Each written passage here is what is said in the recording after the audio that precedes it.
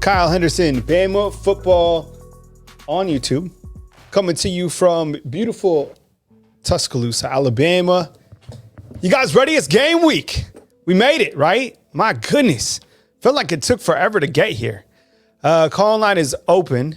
205-850-1994 is a call-in line.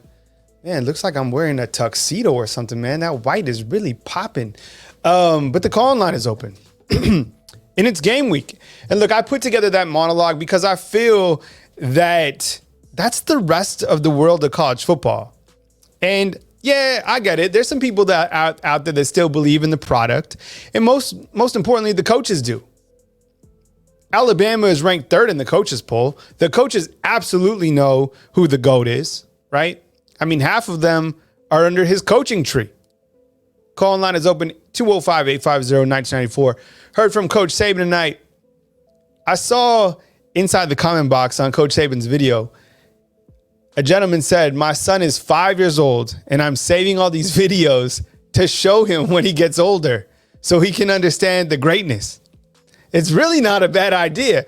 Some of the things that Saban says, like the back end, the reporter actually from Mexico City, he's talking about leadership and what goes into it, right? Like Coach Saban for president. Man, everything about him, right? Look, this is a great stat right here. I saw 14 out of the top 100 players NFL are Bama. Yeah, I mean, it's almost 20%. It's like Bama has built the NFL. When you're watching the NFL on Sunday, you need almost like your own Alabama channel. Try tracking everybody in the NFL from Alabama. You can't. Finally, the 49ers drafted someone from Alabama, which is Cam Latu, who caught a touchdown pass. Going into this first game, Alabama is a 40-point favorite. So all this quarterback talk and everything that we've been talking about regarding the quarterbacks, look, Vegas never misses. If you look at the lines of college football, Vegas is spot on. They know what is going to take place this weekend. I think we all do. And I get it. You can say it's like, disrespect to Middle Tennessee or whatever it is. The truth of the matter is Alabama lost 2 games by a total of 4 points. They reloaded at some positions. Jace comes back on the offensive side. But I was thinking about it today, and somebody who doesn't follow Alabama as closely as all of you, they text me and they were like, hey, how's Alabama looking? And you know what the first thing I went to was Alabama's offensive line. And I was thinking about this. I feel so much more confident in Alabama's offensive line at this point of the season as compared to last year. I have a lot of confidence in J.C. Latham. I have a lot of confidence in the freshman Caden Proctor. I love Seth McLaughlin. I think he kind of reminds me of Landon Dickerson just a little bit. I don't know who they're going to play at guard, if it's going to be Darian Dalcourt, but for sure it's going to be Tyler Booker. What's up, Dustin? I see you inside the comment box. And the thing about it is Tyler Booker and J.C. Latham, I think those two of the best offensive linemen in the entire SEC. Honestly, I really do. What's up? I see you coming in from Chelsea, Alabama. By the way, I was just in Chelsea, Alabama a couple weeks ago as Northridge played up in Chelsea during a jamboree. I love that high school football stadium. Got our first caller on. We'll take it in just a minute. But that's what I was saying is like, I feel confident about the offensive line play going into this season. There are question marks at the receivers and at the quarterback position, but we know that the state of the program on the offensive side of the ball, that Alabama is in good hands at the running back position. As Coach Shawn said, you can reach your hand in a jar and pull out any of the running backs. Any of them are going to perform at a very high level. Offensive line is solid. I like the tight ends. Coach Saban was asked tonight about Danny Lewis. Thankfully, I've been talking about Danny Lewis all fall camp. Got to get him the football. And I think that Tommy Rees is going to be able to get the tight ends the football this year. I really do. I'm really excited about his offensive schematic system using the tight ends. I'm going to be having that under a microscope. First call. Let's get it going. Here we go. It is, oh, you know who this is. No introduction is needed. Coach, what's up, man? Coach Shawn, you're on the mic, man. What's going on?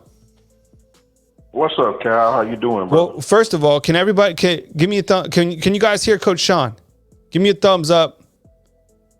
Okay, Coach Shawn. Can you hear me? Hold on, let's see if everybody else can hear me. Can you guys hear Coach Shawn? Coach, what's up, man? Give me a sound check. You're batting leadoff. Testing. Coach Shawn is here. Can you guys hear me? Coach Shawn is here, loud and clear. Coach, welcome to the show, man. Welcome to the party. We made it to the college football season. It's Wednesday night, just a couple more days and we got college football. What's on your mind, Coach?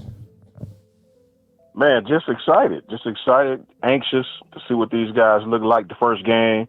I know it's MTSU, we all understand, but I want to see the aggressiveness. I want to see how the team come out. I want to see how these guys react. I want to see the crowd. That's what I want to see. I want to see the fans. I want to see the enthusiasm. That's what I want to see. We all understand what the game is. We all understand what's next week. But I want to see this tune up. I want to see the team come out and play crisp. I want to see the domination of the offensive line.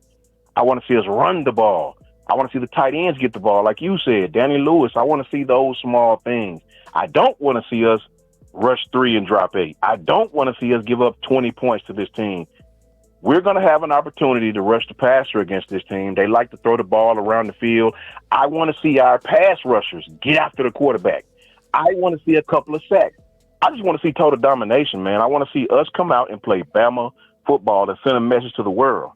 Even though it's MTSU, I want us to go out and not have a USC moment and a San Jose moment and let them score practically 30 points on us. No. I want us to come out and play Alabama football and dominate every facet of this game. That's what I want to see in a nutshell. On the line with Coach Shawn calling out of Huntsville. Appreciate you guys hitting the thumbs up. I think we got like 50 likes inside the comment box, but it's funny because we only have 146 people in here. So get the thumbs up. I have the Venmo thumbtack to the top of the link. I appreciate all your guys' support. You can hit the join button at the bottom of this video to become a member, a fan funder of this YouTube channel. My name is Kyle Henderson of Bama Football. If you don't know now, you know. Bama Football on YouTube. I appreciate you guys. All fall camp, the coverage is not going to stop. One of the things that I really wanted to work on in my craft was consistency. I hope you guys have seen that consistency. You guys deserve the best coverage. That's why I dress up. That's why I go to campus and report. Could I just sit here in my place and just kind of report? I guess so, but it feels good to like be at the stadium. It feels good to talk to you guys at the stadium from Bryant-Denny Stadium. It's like, I don't know, it feels good. I'm just so happy to be back. Hey, Coach, when we look to this game, look, everybody's going to overlook Middle Tennessee, and it's kind of the focus on Alabama. I get it. When we switch to the defensive side of the ball, it's the air raid attack from Middle Tennessee. This presents some good opportunities for Alabama's, I guess you could say, young secondary. I know Kool-Aid's back there, Malachi, those guys are definitely vets, but you're going to be put in some man situations because of the fact that they're going to spread them out. I said in one of my keys to the game, you got to be aggressive in the secondary. How do you think the pass rush is going to allow Alabama's secondary to play aggressive this coming Saturday? I think Coach Steele is going to play a lot of man coverage. I think sometimes, obviously, we'll go to zone. Sometimes we'll pattern match. But for the most part, I think we'll play man. I think Kool-Aid, I think they're going to throw at Kool-Aid. I really do. I think this first game, they're not going to back away from him. Obviously, the cornerback opposite in the star will get a lot of work. But I think this quarterback is going to at least try Kool-Aid a few times. I would. First game of the season. Let's see if he's still on his P's and Q's. I think the secondary is going to have an opportunity to make a lot of plays in this game. These guys throw the ball around. I want to see us dominate up front, man. I don't want this guy to have time to do anything. I want to see if Kevin Steele attack this guy. You know, the secondary is going to have a lot of opportunities in this game. These guys brought in a lot of transfer running backs, so they're going to try to mix it up. They run a lot of option read. So it's gonna be interesting, man. I want to see our defense just do what they do, man. I think we play sound, secondary play sound. We'll be just fine. These guys will come out and try to score some points. Remember now, these guys did beat Miami. They had a different quarterback last year, but the majority of that defense is back, and they beat Miami. I know, you know, to some that might not be saying much, but to go into Miami, a Power 5 school, and do them the way they did them, you know, we can't take this school lightly. It's still football. We can't just roll our helmet out there and expect everybody to lay down. You know, it seemed like we had a little bit of that last year. We need to come out and remember that the whole world is doubting us. The whole world is talking about how we fell off. The whole world. They tried to give us some love on the college game day show, but I didn't want to hear that. I didn't want to hear it. I want them to keep that same energy. I want to hear them talk about how bad we are, how Coach Saban's lost it. All these wonderful little trinkets. I want them to keep that in their back pocket because we damn sure will. So that's what I want to see. Coach, I want to see them come out, remember that the world is watching, and show everybody who we are. I have a question, Coach. And we'll get to our next callers in just a second. I see you in the call queue. Got a 850 and a 309. You guys are next on deck. You also have a line open. So call in line number. We'll put that on the screen in just a second. You can put it at the ticker at the bottom of the screen. Coach, which players are you watching this coming Saturday that you kind of have your eye on a little bit that you want to see him perform now that we've gotten to an actual game? For me, on the defensive side of the ball, I want to see Trez Marshall. You know, I've been on Trez Marshall for a long time. It's been a while since we had a real thumper at middle linebacker. My eyes are on Trez Marshall on the defensive side of the ball. I've seen Terry Young. I've got faith in Terry Young. I know what he's going to do. Trez Marshall is who I want to see. That linebacker position for us in the defense that we run is absolutely critical. So I've seen Deontay Lawson. So I want to see Trez Marshall come out. He transferred in from Georgia. I want him to make his name known Saturday. So I'm looking for Trez on the defensive side of the ball. And on the offensive side of the ball, I'm looking for Malik Benson, man. I want to see Malik Benson step up. I want to see my boy Roydell step up. I want to see Malik Benson specifically step up and put his foot down and become that receiver. Malik Benson is extremely talented, man, extremely talented. I hope that they give him some opportunities deep. And those are two guys I'm watching, man. I'm watching Malik Benson. I want to see what he does. And Trez Marshall on the defensive side of the ball.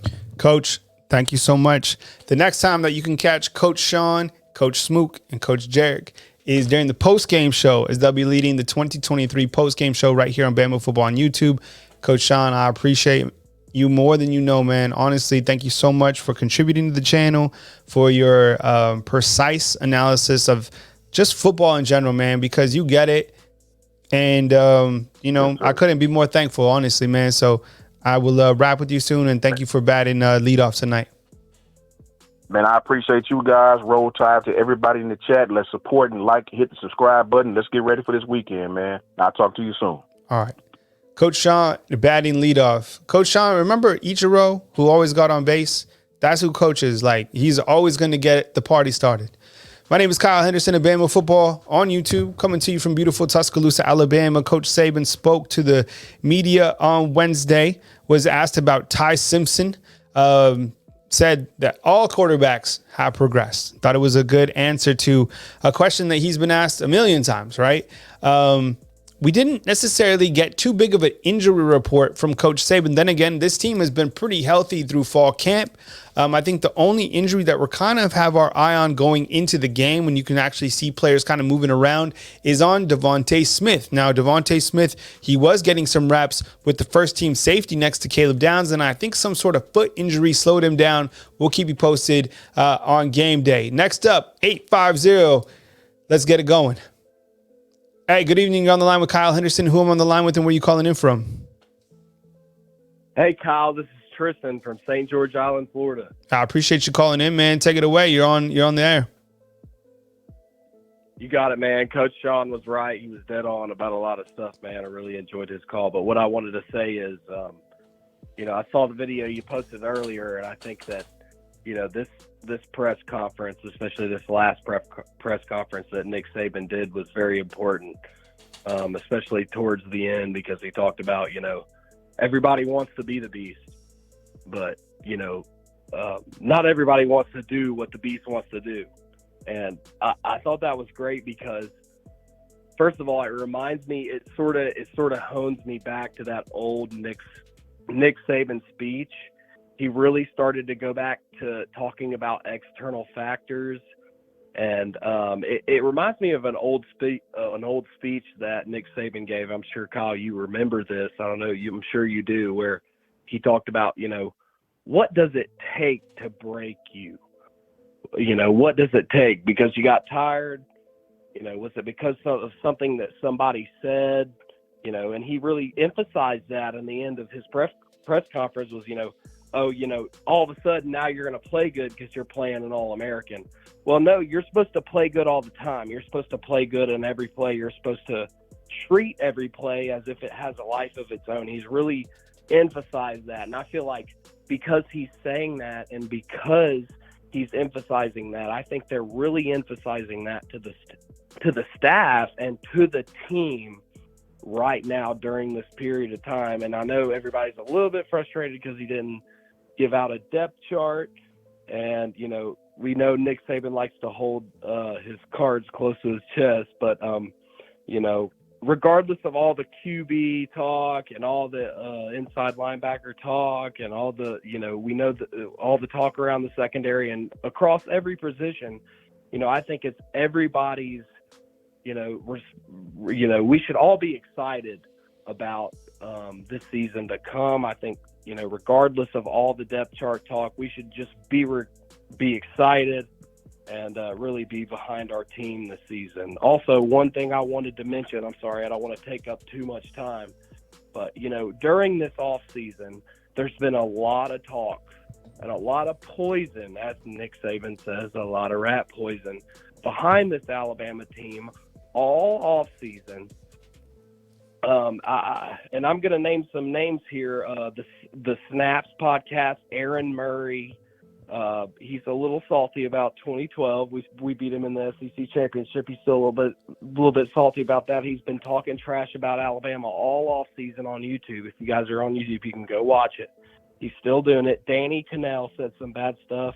The Uncle Lou, he gets every opportunity he gets to talk bad about Nick Saban. Matt Moscona on LSU podcast, he's been talking about, he went on the Crane and Company and talked, and which is the biggest conservative outlet on YouTube, and talked about how 9-3 would be generous for Alabama. And Paul Feinbaum has had Matt Bratton on from that SEC podcast. Now, I'm not talking bad about all these guys. I love anybody who covers college football on YouTube. I love it. We support it, but it's just important for everybody to remember that all these people and all these guys have been talking about Alabama terrible all season. And I think that it's important to keep that in record in our heads. And I hope that the staff and I hope that the team is really using that energy to push during this season, to be physical and win games because of all the bad talk that has gone on through this offseason. Tristan, I appreciate the call, man. Really good points. It's kind of like the Alabama hit list, right? Going into this coming season. And because there's so many people that are just relishing the fact that this team seems vulnerable, but they're not vulnerable. And I was actually talking to my pops about this morning. 309-205, you're up next in the call queue. Be patient. I appreciate you guys. The world of college football could be completely different within 3 plays, right? Georgia almost lost at the end of the season. A lot of people forget that Georgia, they were getting put too by Ohio State, right? A lot of people, nobody talks about that. And then Alabama is just really 2 plays away from, being in the playoffs, or 1 play away from being in the playoffs. And you're right. Like, there's a lot of people that want to see kind of this, this program not be what it is. But look, the line is set at 40 points for a reason. This team is going to be just fine. I can't wait to see this team kind of find their identity. And you're right. Like, there's been so much talk about the depth chart. And I was thinking about it too. I would like to see a depth chart, I guess, but it doesn't really make a difference to me because he's right. Like, people rotate in and out. And I've always said this when talking about Alabama regarding the depth chart. This isn't a high school football team. It's not like the best 11 on offense and the best 11 on defense. Like, this depth chart could go 17 offensive starters, 17 defensive starters, depending on the formation. So what difference does it make? Right? You know what I'm saying? Like, you can, based off like the dime, like if you're just running like a base coverage compared to your dime when you have an extra corner, like the depth chart wouldn't indicate a different depth chart, right? Within the formation that they're running. So just like if you're running a heavy set or a goal line set, or you have all your tight ends in, like, just because they're not in on that play doesn't mean that they're not starters. It's kind of what I'm getting at. Absolutely. But right, like, that's why, like, the depth chart, you're like, not really big of a deal. Hey, Tristan, I appreciate you calling in. I think you made a great point. It's kind of like the Alabama hit list. We'll continue to track all those guys' projections as we move forward throughout the college football season. But we love it. We don't want them to change their mind. We want them to keep saying it. Kyle, I love the show. Keep doing it, man. Yeah, you enjoy it down there in St. George Island, man. All right, take it easy. All right, Tristan batting in the 2 spot. All right, a 309. Thanks for being patient. Let's get it going. Hey, you're on the line with Kyle Henderson. Who I'm on the line with and where are you calling in from? Kyle, can you hear me? I can hear you loud and clear. All right, this is Noah, like Noah's Ark, from Peoria, Illinois, calling in with a big Roll Tide. I appreciate it, man. Roll Tide to you. I used to live up in the Midwest, lived in Pella, Iowa, went to school at Central College. It was freezing there. Could be because if you know anything about like Pella windows, that's where Pella, Iowa is. And it's a beautiful little community. And in fact, I still have some good friends. One of my good buddies, Mark Mills, he drives like a combine tractor for a living. That's what he does. Have another friend who works for Future Farmers of America. Met some good people in Iowa. That's my Midwest story. We have Alabama fans all over the country. What's on your mind, man? Take it away. What's on my mind? I'm going to share a few comments, just thoughts and, my own takes. And then I'm going to share what I really called in, what I'm really geared up to see from the Crimson Tide this year. Talking seasons just lasting so long. These guys are just running out of talking points, and all you can do is just, all they can do is try to talk bad about Saban. I'm hearing he's getting desperate, the decaying dynasty. I'm up here. It's Big Ten world up here. These guys, their bias is just, it's suffocating me. The only way for me to feel like I'm at home is by watching, shows like yours that, give a different perspective than what I'm used to listening to. And so what I'll be looking for in the Crimson Tide this year is inside linebacker play and offensive line play. Those would be those are my 2 favorite position groups. I'm born and raised. It always have been my favorite position groups on the team. But why I called in tonight, what's got me so fired up is, these past, I'd say 2 seasons in particular, when we score a touchdown, when we make a sack, when we get an interception, I see a lot of individual celebration.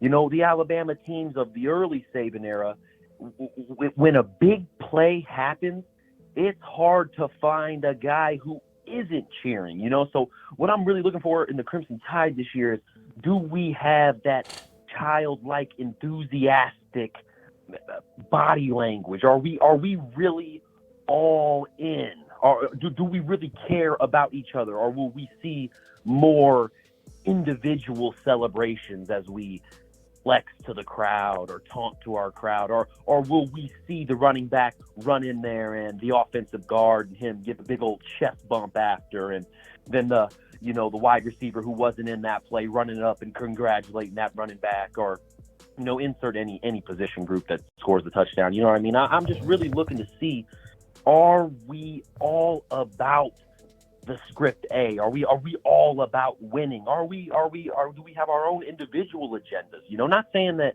it was the whole roster by any means these past 2 seasons, but it just really seemed like after that 2020 team left, after winning that title, since then it's been hard to find that selflessness when I'm watching the games. It's just something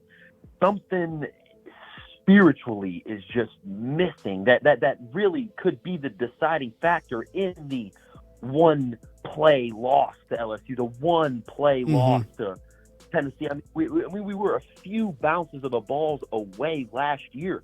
I'm listening to the Big Ten fanatics up here tell me about how down Alabama's season was last year.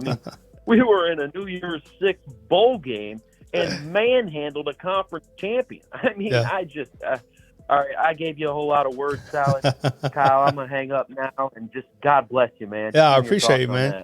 Hey, thank you so much, Noah, for calling in, man. I'll answer you on the other line. Noah calling up from Peoria, Illinois.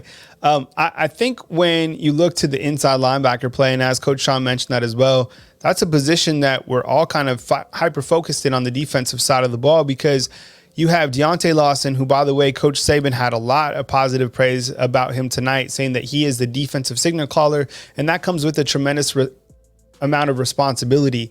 And then next to him, Trezor Marshall, I think, is that guy that has emerged as the next, I guess, starter, along with Jahad Campbell. So those guys probably see a lot of time this coming Saturday in terms of your inside linebacker play. How are those guys going to bring it from a physicality standpoint? And I think that's something that we really have to focus in on. And then what Noah was talking about in terms of kind of the team celebration versus the individual celebration. Well, I think that is going to be the identity of this team, and we're going to find that out as we go forward. Remember kind of the crane, how that kind of took over social media, and that was part of the wide receivers, the ride out mentality. See if that does come back. And we talked to Chris Broswell this week, and he said that he might have to talk to Dallas Turner about some sack celebrations. So maybe that's an early indicator that they're going to celebrate some of these sacks or wins as a team. We'll go back to the phone lines. We got a 205, and we will take it right now. Hey, thanks for being patient. You're on the line with Kyle Henderson, who I'm on the line with, and where are you calling in from? Yeah. Hey, Kyle, this is Josh calling in from Denver, Colorado. Want to let you know I appreciate your show and everything you're doing. Man, it feels like I've lived a lot of places, man. I really appreciate you calling in because I used to own a business up in Boulder, Colorado.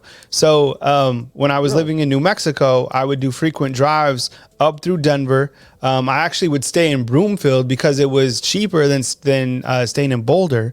But Boulder is so beautiful. Love it up there. Have friends in Denver. Such a great city. So spread out. Love the airport. It's kind of like out there, but love everything about Colorado. I appreciate you calling in. What's on your mind tonight, Josh? Yeah, totally. Yeah. So I really like everything that you've been saying on your past videos. A lot of the other guys I've been watching on YouTube. A lot of the callers made a lot of good points. I don't have a lot to add in that respect, but I want to take things maybe from a slightly different angle. So let's say Sunday comes, and when we look back on Saturday, one of two things has happened. And trust me, I don't think this is going to happen, but one of two things has happened. The first thing is it's a much closer game than what we thought. Let's just spitball it, 20-10. Or number two, they've run up a lot of points, and maybe we beat them kind of like Southern Cal did with San Jose State. So maybe it's a 49-28 sort of game. So my question for you is, if either of those situations were to happen, what do you think the reason would be that those outcomes would happen? Would it be the offensive line maybe isn't as gelled or as good as what we thought, secondary play, quarterback play, all the above, something else? And again, I don't think that's going to happen, but I just want to play a little bit of devil's advocate. If the worst case scenario happens, what do you think is going to be the reason why that happens? And I'll hang up and listen, Kyle. Yeah, I appreciate it. Well, thank you very much, Josh, for calling in from Denver, Colorado. We appreciate you calling in. We got another phone line that has opened up. We got a 251 and a 662 in the call queue. Appreciate you guys being patient. Kyle Henderson of Bama Football on YouTube. Hit the thumbs up. Hit the like and subscribe. I appreciate you guys being here. Alabama versus Middle Tennessee this Saturday, September 2nd, 6:30 p.m. TV is SEC Network. Alabama favored by nearly 40 points.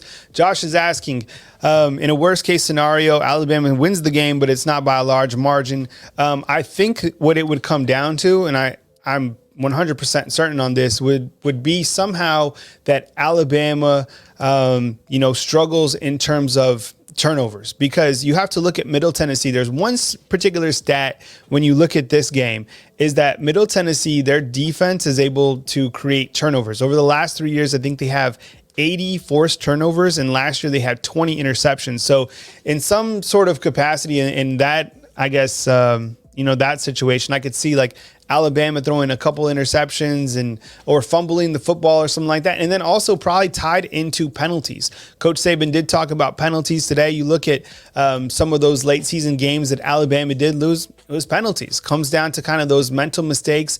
Alabama starts out hot. That's something that we've seen. I like Alabama by more than 40 points. I usually don't take Alabama in these large margin games just because Coach Saban, it's not that he won't run up the score. It's just, he changes kind of the game plan. And sometimes he doesn't even take out the starters, honestly. A lot of people feel that if you get up by like 4 touchdowns, take them out. Coach Saban likes to have these guys 4-quarter ready. That's why I think he probably is going to play multiple quarterbacks, but starters are going to stay in. He wants them to have 4-quarter game experience because that week 2 Texas match is just around the corner. All right, we'll go right back to the phone lines. Thank you, Josh, for the question. I really appreciate it. We got a 251, and we'll take it right now. Hey, what's going on? You're on the line with Kyle Henderson. Who I'm on the line with, and where are you calling in from? This is Kendall from Mobile, Alabama. How you doing tonight, Kyle? Hey, what's up, Kendall? Man, I got a story for every single place, so I have to tell you that Magnolia Grove Golf Course down there is absolutely beautiful. Had some good food down in the area. Love everything about it. Thank you very much for calling in. I have a question for you before you start. For me, have you seen the young man from Saraland play, Ryan Williams? Yeah, Ryan Williams. Yeah, I watched that game Friday night, and I like what I'm seeing. Oh, Nope. Yeah, another player on that team, too, Antonio Coleman. He's predicted to come to us. Okay, because I was just wondering, I mean, like the thing about Ryan Williams that stands out to me is just like the dude is like, he has so much speed, kind of that Jalen Waddle type speed, and you can't throw that around loosely, but it's like the dude is, I hope he reclassifies the class of 2024 because you need that speed on the field. With that said, Kendall, what's on your mind, man? Take it away. First off, I'm going to start with this. What Nick Saban said about Ty Simpson today, what does that make you think about where the quarterback battle is? I think, look, I'm gonna go back to what Coach Saban talks about is like baking the cake. I think all those quarterbacks have made progress, like Coach has said, and I think Coach wants to see. This is what Coach wants to see. He wants to see in-game production, and he wants to see in-game consistency. And that is going to determine who the quarterback is for the rest of the season. And as Coach said, it's not going to be determined against Middle Tennessee. It might not be determined against Texas. So I think he wants to see consistency. That's the one thing that Coach loves more than anything is consistency and performance. And when you look to past quarterbacks that have excelled at Alabama, they have had one common denominator, and that has been consistency. So I think he wants to see more consistency, as he said, on Monday from Jalen, and in regards to Ty Simpson, I think consistency. So whichever quarterback can show the most consistency and performance, that is going to be the quarterback that has the most opportunities. And it's tied into what he also have said is like, force me to play you. And you have to force, and by doing that, the consistent players cannot be taken out of the game because they are so consistent, right? Like he's not going to take you out if you're performing well on a consistent basis. Does that make sense? Yeah, it does. And another thing, I've thought about this lately because I've just been thinking about the past quarterbacks we've had. In all honesty, I hope we have a quarterback who's just above average, excuse me. And the reason being because when we have someone like a Bryce, a Tua, Jalen Hurts, his freshman year, it seems like we just rely on him too much and we just come too centered around them. I like it when we have like a Jake Coker, a AJ McCarron, a quarterback who's not a first-round pick, but the team don't solely rely on them. They know they got to do everything right, or they could cost themselves the game. So that's not a bad point. I mean, you look at okay, Mac Jones, he was a first round pick, but he last quarterback to win the Natty. But I mean, you're not that far off. I mean, Alabama didn't win a national title with Bryce, right? The first round pick in the NFL draft. You got to rely on more guys. You got to spread the football out. You got to rely on your offensive coordinator. I kind of like that take, Kendall, to be honest. This team has playmakers, clearly, but who's going to get them the football and who's going to show up? A lot of, like Coach Shawn at the beginning of the show, he said, looking for paging Malik Benson, right? Catch the football. Let's see what these guys can do on the outside. Of course, right there, number 7, that's Ja'Cory Brooks, also returning for their wide receiver unit. Anything else, Kendall, while you're on the line? Yeah, I got 2 more points. Yeah. Isaiah Bond is a receiver I'm keeping an eye on. The quarterback battle, I'm believing Jalen Milroe will start. It reminds me of 2016, like Jalen Milroe being Cooper Bateman, Ty Simpson being Blake Barnett, and Dylan Lonergan kind of being that Jalen Hurts. I don't know if it'll turn out the way that did.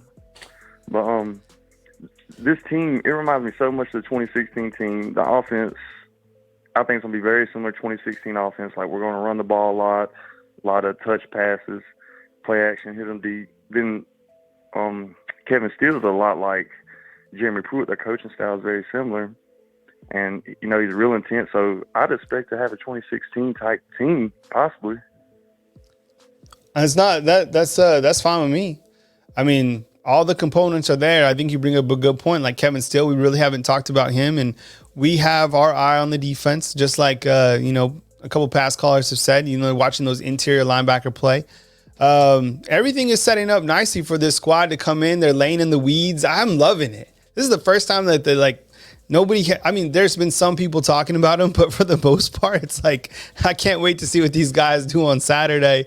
And if they just come out and mop the floor with Middle Tennessee, they're still not going to get that notoriety that we're accustomed to, but that will be earned against quality competition, and Texas looms. So as soon as this game's over, we turn the page to Texas. Kendall, was there anything else that you have for us? Last point I'll get off. Remember last time everybody doubted Alabama, 2021 national championship game, and look what happened. That's all I'm going to say. But have a nice night. Roll Tide, and I appreciate what you do to your show, Cal. I love it. And are you going to do a post-game show after the game Saturday? Yes, yeah. So this is important. World announcement. So I'm going to the game. I'm going to all the games. So I physically upload Coach Saban's press conference by myself. And tonight, I know a lot of people pissed off about the audio. That was the mic was cutting out from the university's feed.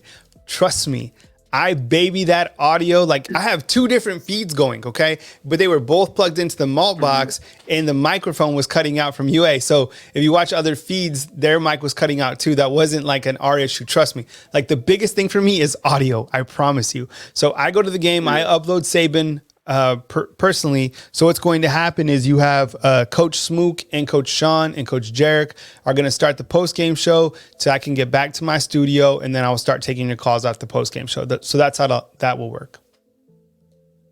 Okay, thank you, Kyle. All right. But yeah, have a nice night. All right, roll Tide, Kendo. Appreciate you, man. All right, we got a 662 and a 205. Be patient. Appreciate you guys coming in. Edit, I see you inside the comment box. Larry, what's up? Roll Tide to you.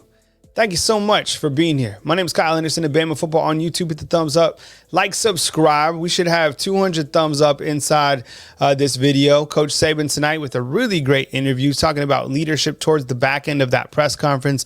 Nobody does it better. Nobody would be a better president at the organization. He is the president. He is a CEO here at the University of Alabama. But I mean, every single thing that he talks about from a leadership standpoint is what you want to emulate within your job, within your profession. He's got it down, man. He is the absolute GOAT. 662, let's get it going. Hey, you're on the line with Kyle Henderson. Who am I on the line with, and where are you calling in from? My name is Cale. That's just Caleb without the B. I am calling in from Lamar County. Appreciate you calling in from Lamar County, man. What's on your mind? I want to know, what do you think makes this year's hype a little bit different from the last couple of years? Because obviously, especially last year, when we had a whole lot of discipline issues on both sides of the ball, obviously a lot of hype every year. It's Bama football. But is there a different type of vibe that you get from coach or from the individual players at the press conferences? Or is it just more of a wait and see kind of thing? I think that there is a little bit more hunger, to be honest. I asked Dallas Turner earlier in the season if there's a little bit more motivation, considering that Dear Alabama video that I created. I think there's some truth to that, honestly. I think that Tennessee, if you went inside that locker room in Tennessee and you're like, hey, you play with Alabama this year? They're like, 100%. Same thing with LSU. Same thing with Texas. The Texas Longhorns, I promise you, feel that they're coming to Alabama to beat Alabama. And this wasn't always the case. You can go to a really good site for you guys. This is some homework. Winnipsedia. You can type this in. Alabama versus Arkansas, Winnipsedia. Alabama versus Tennessee, Winnipsedia. And it shows you the list of the games and when they played each other. The thing that stands out is when I lived here, I never saw Tennessee beat Alabama. I never saw Arkansas. And it had been like years and years since like 2005, like before Saban was here. And so I think kind of the team is starting to sense that a little bit, and they're playing a little bit pissed off at fall camp. The only thing that we haven't, and usually like when there's a fight at camp, that's like a good thing. We haven't heard if that's taken place. But yeah, I think they're pissed off. You got to be pissed off for greatness. This is Alabama, and like part of the standard is like instilling that fear. Coach Shawn brought up such a great point when he was talking with Coach Smook, is like, remember when teams were coming out to play Alabama, they were scared. Notre Dame, like they were nervous. Now I think like that needs to be reinstilled into some of these programs. So yeah, I think the vibe is like, look, people think they can play with us. Let's go prove them wrong in kind of a silent mentality way. Yeah, I think y'all were talking about the 2016 team a while ago. I'm absolutely excited, especially for guys like Caleb Downs, who you hear a lot of hype about now. But I really want to see our defense get back to that standard of being just the monsters across the line of scrimmage. Yeah, I agree with you too. I think, and Edit, I see you in the comment box, but what I'm saying, Edit, is the fact that like Arkansas probably feels that they could play with Alabama. And the reason is probably, Sam Pittman's a great coach, but you look at the last couple seasons, it's not like Alabama has just kind of mopped the floor with them up and down, right? Like Arkansas is a team trending upwards. And in fact, them coming to Tuscaloosa with Alabama's homecoming, that's a dangerous game, especially if the quarterback is healthy during that point. Like that's a good team. But yeah, Kel, I mean, looking at the trenches on both sides of the ball, I really like Alabama's offensive line. I talked about that earlier in the show. And then on the defense, it's just like, Jaheim Otis. Someone said that they felt that he lost too much weight. I don't know if I agree with that. I mean, he's still up to like 330 pounds. And so is Tim Keenan. And those are the plugs who also got praise. And I think that's some really great news when you look to guys in the trenches. Jameer and Latham is another guy that we'll probably watch. Of course, Jamil Burrows, I'm sure you guys saw that, committed to Miami today. He was the guy who transferred out this summer, kind of some of that plug depth, if you will. But yeah, that's kind of where we're at in the trenches. Anything else, Kel? I reckon just anybody can talk how they want. Georgia can talk how they want. Texas can talk how they want. They think they can play with us. They a whole lot of words spilling out of their mouth. Not a whole lot to say about them. Nothing but roll, tide, roll. Yeah. I appreciate it. Thanks, Kel. Call in anytime, man. Thank you, man. Kelly calling in from Lamar County. We got a 205 and a 334 up next. Appreciate you guys being patient. Kyle Henderson, Bama Football on YouTube. Hit the thumbs up, like, subscribe. I really appreciate you guys being here during the opening week of the college football season. Alabama versus Middle Tennessee, Saturday, September 2nd, 6:30 p.m. TV is SEC Network. I'll be at the game reporting to you from Bryant-Denny Stadium. I'll have a post-game show with Coach Shawn and Coach Smook, and then I'll be on to take your calls when I get back to my studio. We got a ton coming your way right here on Bama Football on YouTube. If you guys could hit the subscribe button so you guys are notified every single time we drop a video, I really appreciate you guys. And then hitting the thumbs up. The tip is up inside the comment box to my Venmo link. Of course, super chats, of course, are always appreciated. Just booked my tickets to Tampa, going down there to watch Alabama in South Florida in week 3 of the college football season. Can't wait to get down to Tampa for a quick trip, but I always like going down to Florida. We go back to the phone lines. It's the 205, and we start right now. Hey, I appreciate you calling in. You're on the line with Kyle Henderson. Who I'm on the line with, and where are you calling in from? Kyle, what's up, brother? This is Hattie May from the Ham, man, not from Birmingham. Yeah. I appreciate you calling in, man. Hattie May. It's good to talk to you. Finally made it to the college football season. A couple days away from Alabama versus Middle Tennessee. What's on your mind, man? Oh, man, just hanging out. First and foremost, just that Dear Alabama video, man, was great. That got me pumped up.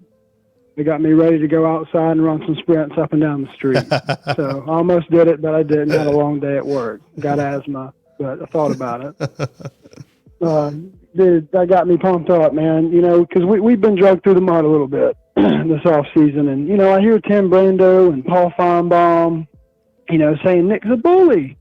Oh, he's a bully, man, because he's not releasing his depth chart, man. Oh, okay. Well, you know what? The only bullying that's going to be going on is in between the lines this year, son. That's what's going to be happening, because we have been you want to talk about rat poison, Georgia, all these Georgia sites talking about, oh, there's been 2 or 3 guys that have said we're not good. So you know what? That just means nobody else thinks we're good. We've had David Pollock's comments on all summer, homie. You know, we've got all rat poison, and we've had it a lot longer than you have.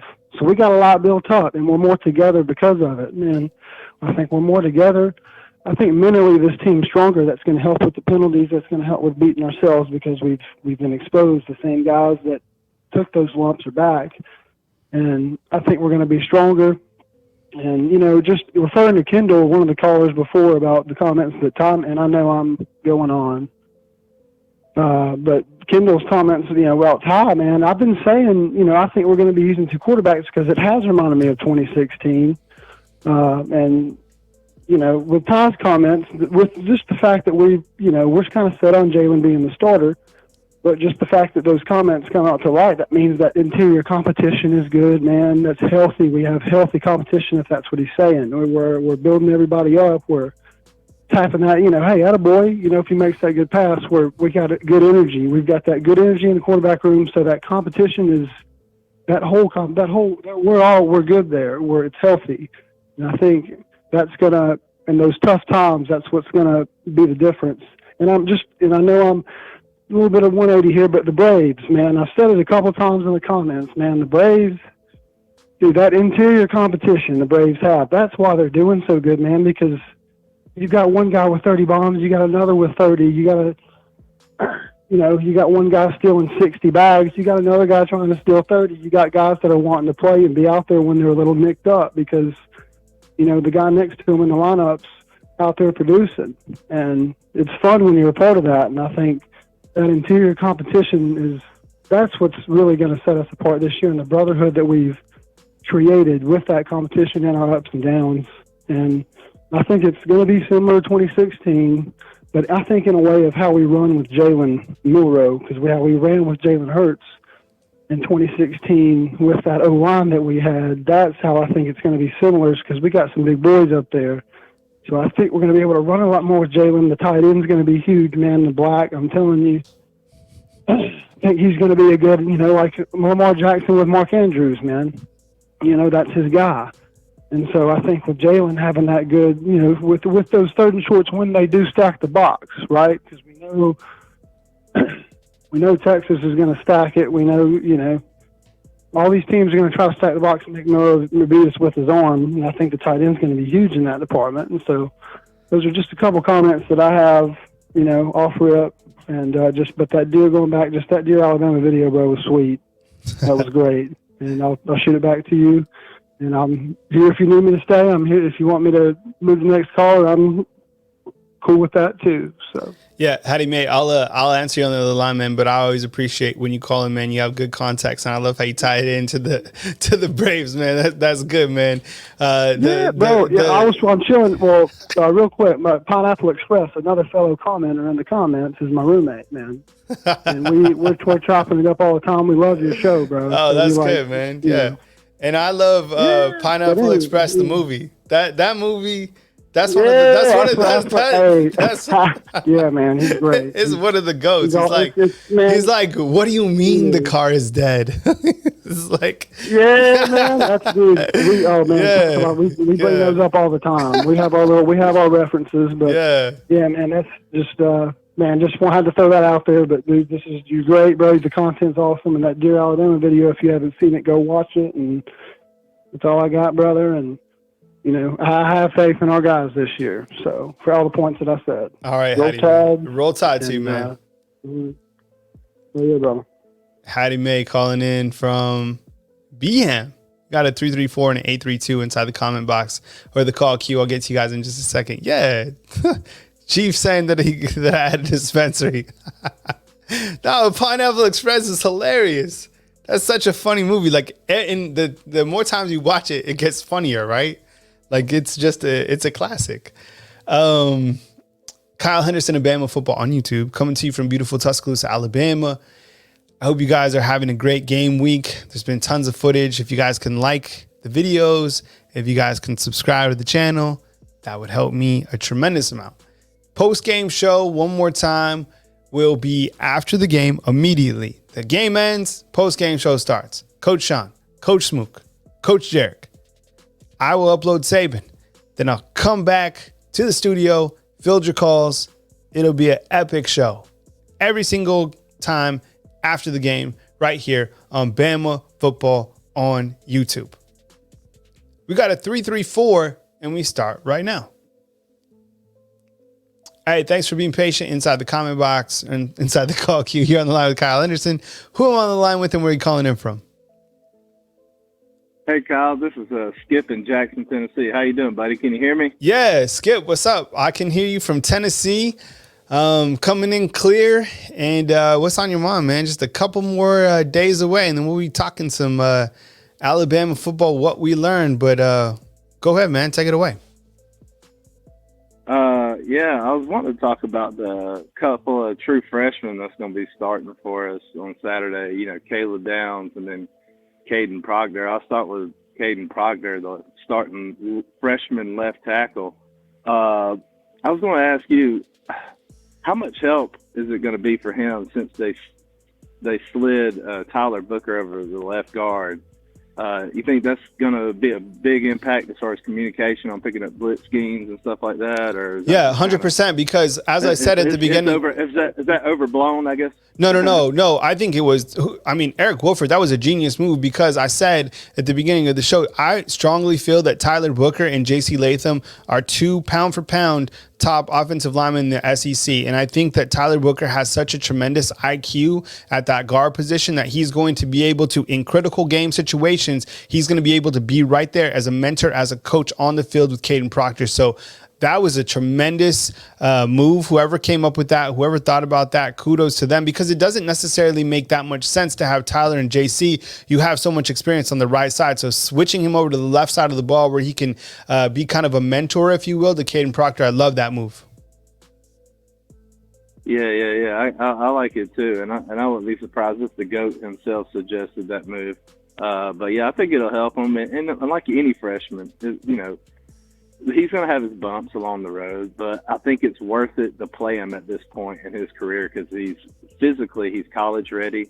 I think mentally, from what I've heard, he's ready to play in a high stakes, high pressured SEC game. You know, when things are on the line, you know, there's a lot of guys mentally that just aren't mature enough for that yet. They have to develop those, those mental abilities to be able to handle that stress and all that pressure. So, yeah, he's a 3-and-out guy, in my opinion. You know, if he stays healthy, you know, he'll be gone after his junior year to the draft, and I wouldn't be surprised if he's like a top 10 pick just because he's already got that size. I mean, that NFL scouts covet as a freshman, and he just continues to get better.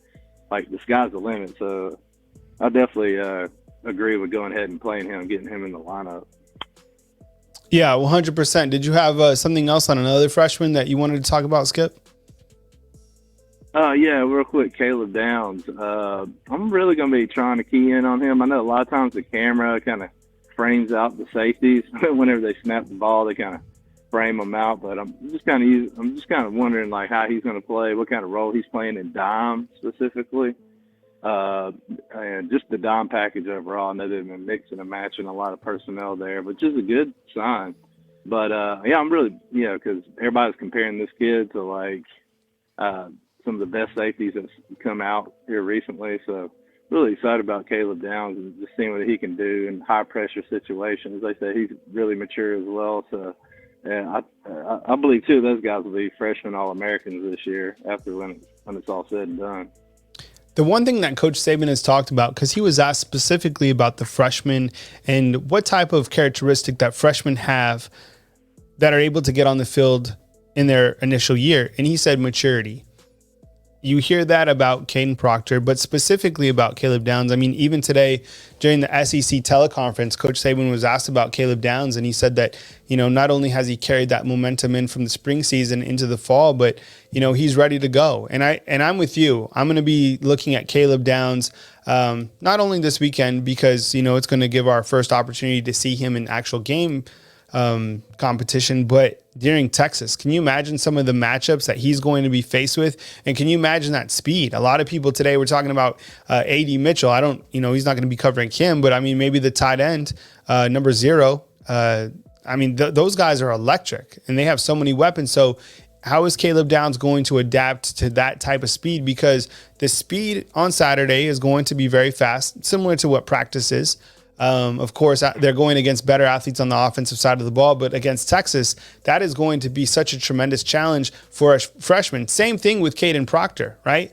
That's going to be a whole different set of issues. That's why I love them moving Tyler Booker over there to get that continuity on the left side of the offensive line. But yeah, Caleb Downs is going to be presented with some challenges, but think about the guys that he's going against every single day. Right? I mean, he's going against guys who have speed, guys who are fast, guys who are tough to deal with. Right. So, and they wouldn't put him in those situations if they didn't feel he could do it. Yeah, absolutely, man. I agree with you there. And the thing about, like you were saying, him going up to the competition, I mean, he's going up against Dallas Turner, guys are going to be in the NFL. Yeah. So that's like the plus side. And I think, that even when he committed to Alabama, when he flipped his commitment from Iowa, he mentioned that. He was saying, I just feel like I can develop my skills better at Alabama because look at the competition you go against. Yeah. I don't know if he specifically said this, but he says, you might face stiffer competition in practice than you will all year. Yeah. Or maybe it'd be rare if you go up against a guy who's better than the guy you go up against in practice. But yeah, I'm really excited about that kid. And I'll tell you one thing that Nick Saban looks for when he starts these true freshmen is when they have a bad play. Like he blows, he gives up a sack. That's when Nick Saban zeroes in on those young players and looks at like how they react to that. Mm-hmm. They just brush it off, go to the next play, don't worry about it, or does it get in their head? Like if he sees that it starts getting in your head, he'll pull you quick. Like I've seen him do it before. So that's the fun part of watching these true freshmen, just watching them grow up on, right before your eyes on the field. So. Yeah, and it's always amazing how they get here and then they take off. What else is on your mind, Skip? Real quick, I know you've been talking about the wide receiver drops and stuff like that through camp. I just got this feeling that that's all going to get worked out because it's the thing we just talked about. It's a good thing to start out a new quarterback. When the left side of your line, you got right-handed quarterbacks. It's good when you got the left side. You ain't got to really worry about it when you got two beasts over there. So I think the wide receivers are going to be able to get open and be able to have easy balls to catch. So I think the drops, we won't be talking about it much after the first 3 or 4 weeks of the season. Yeah, I agree with you. I think they're about to turn it on, and they've heard the message loud and clear. I mean, they're not, they're out there, they're hearing it, but they're seeing it at practice too. So I'm with you, man. I have confidence in that group, and I think they're going to be a big step up from last year. Skip, I'm going to get to my next caller. I appreciate you calling in from Jackson, Tennessee, and I will catch up with you next time we have a call-in show. Hey, yes, sir, man. Best show, the Bama show on YouTube, man. Keep grinding, man. Keep doing your thing. I appreciate it. Thank you very much, Skip. Skip calling in from Jackson, Tennessee. I got an 832 and a 717. Inside the call queue. Kyle Henderson, Bama Football on YouTube. Coming to you from beautiful Tuscaloosa, Alabama. Just a couple days away, Alabama will take on Middle Tennessee. Alabama ranked number 3 in the coaches poll, ranked number 4 in the AP poll. So that still good, right? Everyone's been, and the reason I say it like laying in the weeds or whatever we're talking about is because you guys see it as well.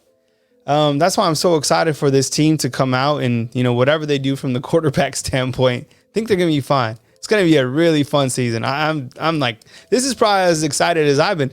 And there was an article out, I think AL.com had it out, that this is the most Saban has smiled in all of fall camp. One of the reporters, he went through and watched all the press conferences and said that percentage-wise, this is the most smiles that we've seen from Saban in fall camp. So it's got to be good, right? It's got to be a good thing. All right, 832. Let's get it going. Hey, you're on the line with Kyle Henderson. Who am I on the line with and where are you calling in from? My name is Mike, and I'm calling from Austin, Texas. Mike from Austin. Uh-oh. This better be good, Mike. You calling in with some scoop? What's the temperature like? What's going on, man? You guys, we're all trying to fast forward our week 1 matchups to get to week 2. Yeah. Well, I'm a Bama fan. There's a lot of Bama fans out here in Texas, but I can tell you that as far as the local chatter goes here around Austin, the Longhorns, they really feel that they can go in and win the game. and possibly they can. I mean, it's yet to be seen. They seem they have the right attitude, and they have the players to do it, and the quarterback to do it. Because you got to have a quarterback to beat Alabama. So that's just kind of the vibes I'm picking up here. But I do want to say, I don't know if you saw this article that came out. I don't know what website put it out, but it talked about the talent on these football teams this year. And they based the rankings off the number of 5 stars on the team, number of 4 stars and 3 stars and such. But number one on the list by a pretty good margin was the mighty Crimson Tide. And the number of 5 stars they had on the list was about 17 5 stars.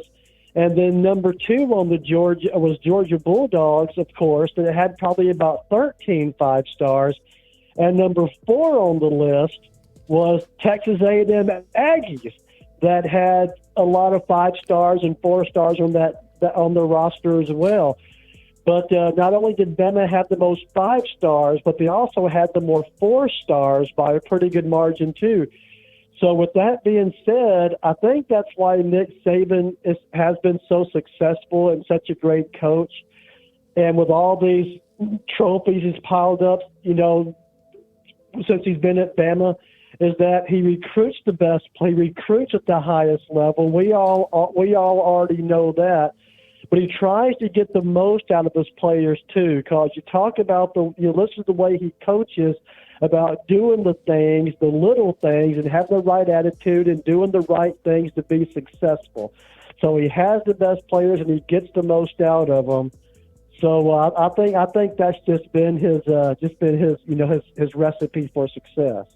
Yeah, I don't think there's any denying that. What I'm curious about, Mike, and you bring up a good point. So you're saying that this article says that Alabama has the most 5 stars, 4 stars on the roster, then Georgia, Texas A&M somewhere in there. So what is the water cooler talk? What are people talking about when they're eating some of that amazing barbecue in Austin? Why do I get this sense? And why does, I guess, some of the world of college football, like I've seen people saying Texas is going to come in here and beat Alabama by 10 points. I think someone from On3 said that recently. And why do they feel that they can just come in here? Like, what are they saying? Why? Is it the quarterback play? Is it because Alabama hasn't solidified the quarterback position on a piece of paper? What's the mindset in Austin? Why are people so confident when talking about Texas coming to Bryant-Denny Stadium to pull off the dub?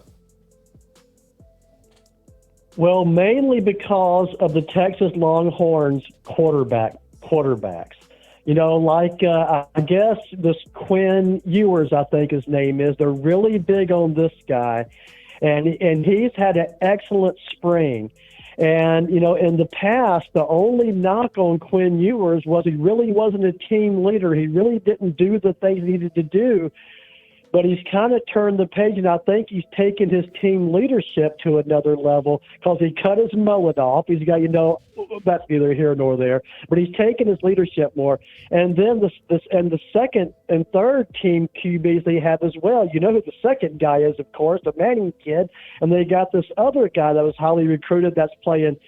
So they've had a really good spring, and then they have good skill position players as well, like 2 of the best running backs in college football they're going to field, and good quarterbacks. They think they match up well, and as well as and they think they should have won the game last year. Between you and I and the rest of the YouTube world, Kyle, I think that Bama played one of the worst games that they played all year last year. They had 15 flags on them for 150 yards. Texas Longhorns had 4 flags thrown on them. So Bama played a horrible game, and if not for the heroics of Bryce Young, Texas might have won that game.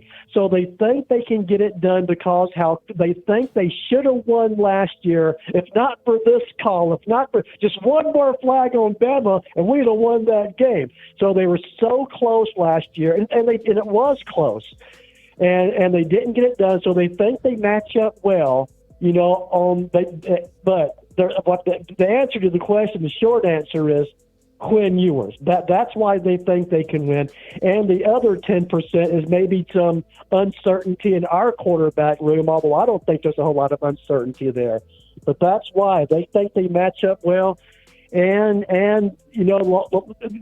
Steve Sarkisian, he did something great when the second year. I think this is the second year, but he solved the culture problem at Texas. Because, when Steve Sarkisian got here, Texas kind of had a culture problem a little bit where some of the team didn't want to sing the anthem for, their school song for one reason or another. And players had trouble buying into the program and didn't believe in the coaching and such. So they're over the hump right there. Everybody has bought into the program here, from the fans to the players to everybody's bought into the program. So when Texas gets going all in one direction, they're a powerhouse team, and that's the bottom line right there. But, however, like I say, it all centers around their quarterback and then thinking that this is their year. And just so you know, in that list of most talented teams, Texas is number 7. So they do have the ability, the players to do so. So that's basically why, Kyle, they think their quarterback's going to take them to the promised land. All right, one more thing before I move to my next call. We're on with Mike from Austin. How monumental would this win be for Steve Sarkisian and for Texas? This, in my opinion, this would be the biggest win that Texas has had within, I don't know, like in many, many years, because Texas, they have a large brand, right? Up there with Alabama, but they don't have those marquee victories that Alabama does as of late. This would be Texas' Super Bowl. It is their Super Bowl, regardless of what happens. They beat Alabama. That is going to send Steve Sarkisian into one of those ridiculous, like $350 million. They'll pay him whatever. Well, he'll $1 billion, right? You finally beat Alabama. How monumental would it be for Steve, for Texas, for Austin, for everybody, if Alabama is really to be beaten at home by Texas? Well, like you say, this is their Super Bowl, and beating Alabama is a benchmark to where you're at in your program. But it just, in my personal opinion, Kyle, it's kind of a double-edged sword for them, and this is why. Because if they beat Alabama, all these Longhorn fans are going to say, well, we should have beat Alabama. We got the better team. We got the better QB. We should have beat Alabama. And they really shouldn't. But if they lose to Alabama, they're going to be, oh, there we go again, back to where we are. We can't beat nobody. We ain't arrived yet. So it's really a fine line they're walking, just in my opinion, between winning and not winning. But it's just a benchmark to where they feel they have finally arrived back on the college football stage, because ever since the playoffs have gotten here, the Longhorns have never made the playoffs. But not only that, here's a fact for you: the Longhorns haven't won the Big 12 since 2009. So I'm talking over 12, 13 years. They have been down, man. They have been down, and they're really hungry to come back and make, to their golden era of the Texas Longhorn days. They're ready to get back to it, and they feel they're closer than they've been in a long time, and they're motivated because the Big 12 commissioners talking smack, telling all these other teams to go out and beat the Longhorns, send them out with the loss. So they're motivated to do so. But yeah, man, this is their Super Bowl. It would mean a lot to them, yeah. But because it'll feel that they finally, able to compete with, just like LSU and Tennessee. I mean, it's a benchmark for them. But yeah, but to my opinion, Kyle, double-edged sword for the Longhorns, because they're not like Alabama fans, but they're not really. Bama fans are pretty dang loyal. I mean, heck, we survived the Mike Price days, the Dennis Franchione days. We survived, the Mike Shula days. Well, Shula wasn't too bad, I guess. I don't know. But these guys, they're not as they're a little more fickle than we are. So I hear that they got a lot of pro ball. You know, we ain't got that in Bama, man. We ain't got. But anyway, I'm glad the season's here, man. Last year was such a heartbreak because Bama was one of the best teams in college football. The only team that could probably compete with Georgia Bulldogs and didn't get their chance to do it just because of TCU Big 12 runners-up goes and plays and gets humiliated, and because of Ohio State privilege. Well, Alabama doesn't get in there. So that last year was such a disappointment, you know. But anyway, man, that's I enjoy your show. And stay strong, man. Roll Tide. And starting tomorrow, I think we got 5 straight days of college football. So the season is here, brother, man. So all right. Well, thank you. Yeah, man. good call, Mike. Appreciate it, man. It's Mike calling in from Austin. All right, man. Roll Tide to you, man. Thank you so much. Appreciate you calling in. Mike calling in from Austin. We'll take our 717 and 409. Those are our next 2 calls. We'll just jump right into it. Kyle Henderson of Bama Football on YouTube. I was curious to see what he would have to say about Texas fans. You know, he's an Alabama fan living behind enemy lines. Poor guy, right? But yeah, that's why I said, dear Alabama. Like, fans, people think that they can beat Alabama at home at Bryant-Denny Stadium. The last team to do it was LSU, right? And Joe Burrow. Like, in that team, we remember that team. That's one of the greatest college football teams, at least on the offensive side of the ball. That team was filthy. And so was Alabama. The number of pros on the field that day, it was outstanding. 717. Let's get it going. Hey, you're on the line with Kyle Henderson. Who I'm on the line with, and where are you calling in from? Kyle, I'm Steve from up Alabama, but I'm a traveling guy, so I'm up in St. Cloud, Minnesota tonight. Appreciate you calling from the Midwest, but we know you're down here in the great state of Alabama. What's on your mind? Go ahead. Take it away. Hey, buddy, I just want to know what kind of H2O are you serving those players down there in Alabama? My goodness, right? Like the amount of hydration questions that we got made me thirsty. Look, I get it. You know, there was like the watching a mud dog. I thought I was watching a mud dog interview the other day. You know what I had to do? Look, and the guys do a great job. The writers, they write. I had to recut the question I asked to Chris Broswell and put it at the front of the interview to keep people engaged, because it was just about Beats headphones or hydration.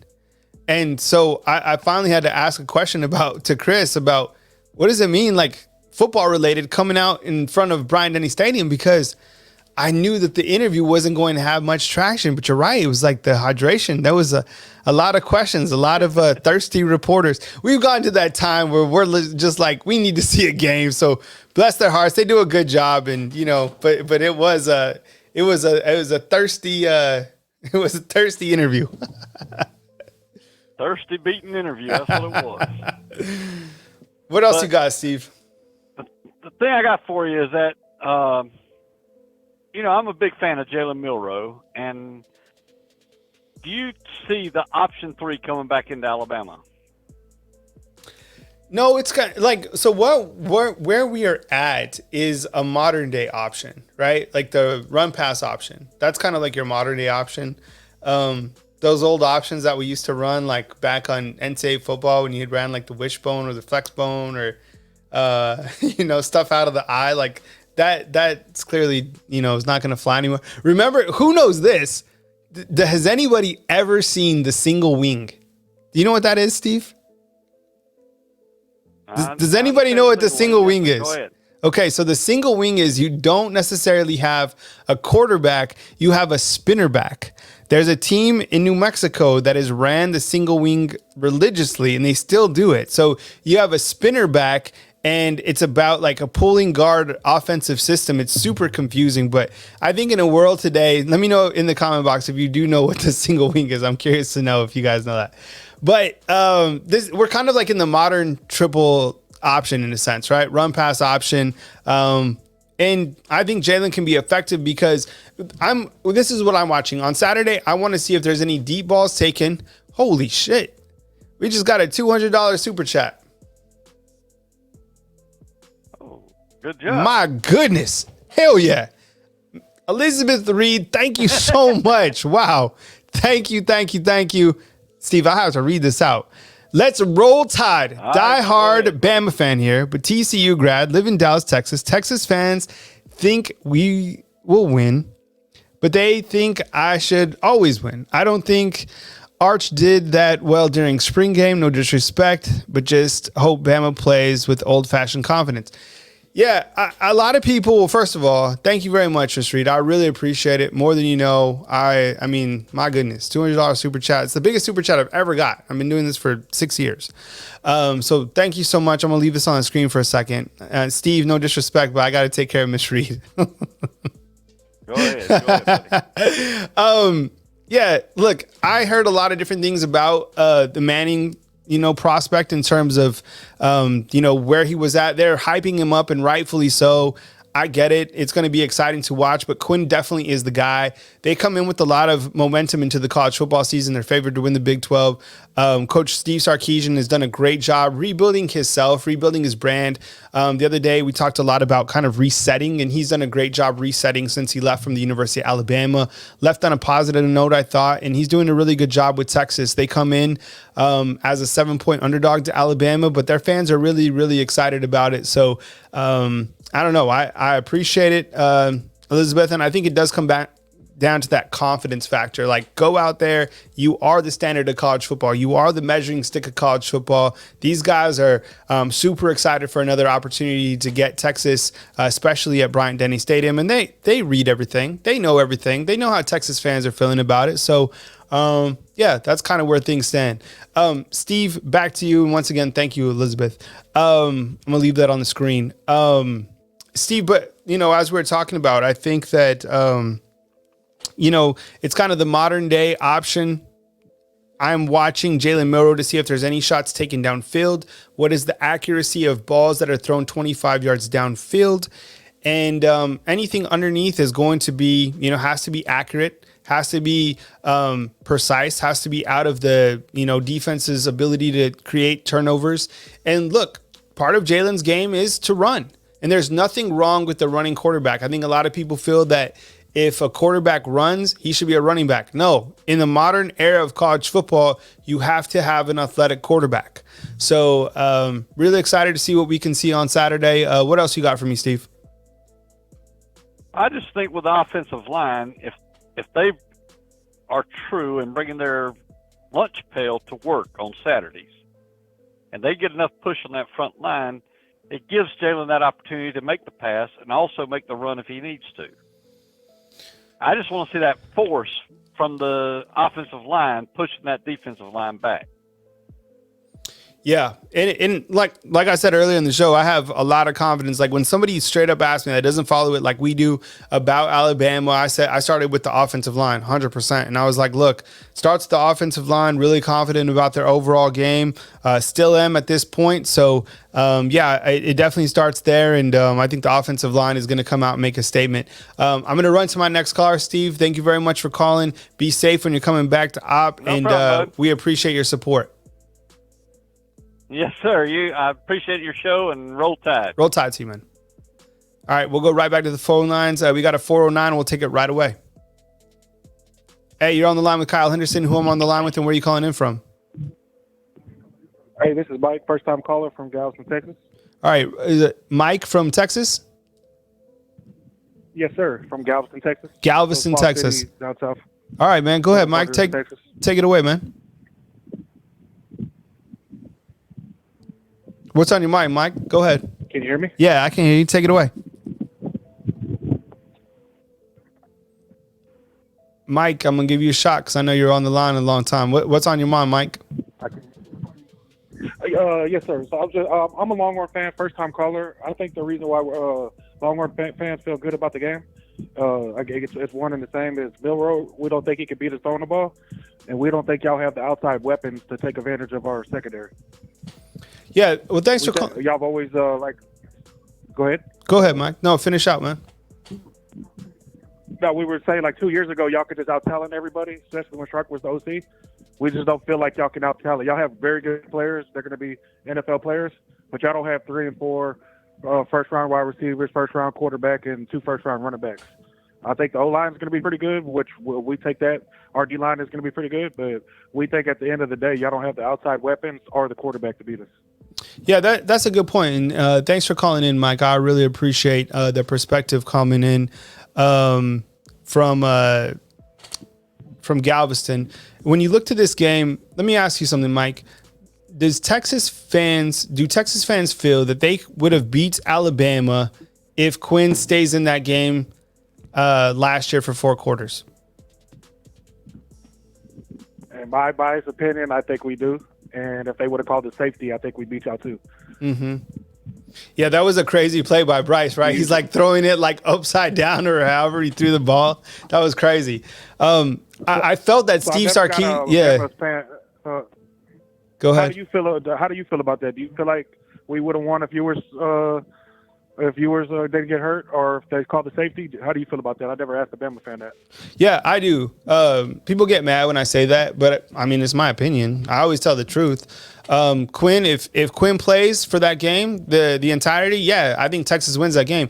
Alabama, and no disrespect to Texas, but 100% facts, Alabama played a terrible game. Texas is a good team last year, and they're going to be even better this year. It was difficult. The environment made it difficult for Alabama. The penalties, they were plagued with penalties last year in that game. And there was a lot of dropped passes. That's kind of when this whole dropped passes thing kind of started because it hadn't been like that ever at Alabama, right? Like no wide receivers, tight ends, drop passes. Last year against Texas, drop passes and a ton of penalties. And that was something that Alabama really couldn't shake off. The reason Texas didn't win that game was because Steve Sarkisian left too much time on the clock. I mean, you can't leave Bryce with like any time. And I get it from like your perspective. I mean, you guys are reading into the quarterback stuff and feeling like, you know, there's not a quarterback that can compete at that level. You guys clearly know about Jalen Milroe. You guys know about Ty Simpson. And we know, you know, Alabama fans know about the wide receivers and the quarterback. And I think that's going to be a great matchup is Alabama's secondary versus the wide receivers.